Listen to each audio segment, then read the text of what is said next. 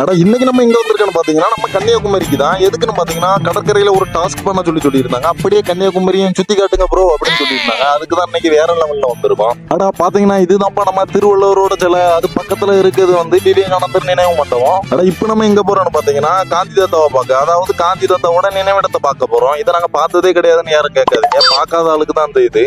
சரி வந்த வேலையை முடிச்சிடும்னு சொல்லிட்டு டீ கப்பையும் தேன் மிட்டாயும் கையில கொண்டு வந்துட்டேன். இந்த ரெண்டையும் வச்சு நீ என்ன பண்ண போறான்னு கேட்கலாம். வேற ஒண்ணும் கிடையாது. கப்பல கடல் தண்ணியை பிடிச்சு தேன் மிட்டாயை அதுக்குள்ள முக்கி சாப்பிடணும். அதுதான் இன்னைக்கு நம்மளுக்கு வந்திருந்த கமாண்டு. அதை பண்ணதுக்கு தான் நம்ம கன்னியாகுமரிக்கே வந்திருக்கோம். அடேங்கப்பா டேஸ்ட் பாத்தீங்கன்னா வேற லெவல் அப்படின்னு சொல்லிட்டு இன்னொரு கப்பல தண்ணியை கோரி மறுபடியும் முக்கி சாப்பிட ஆரம்பிச்சிட்டேன்.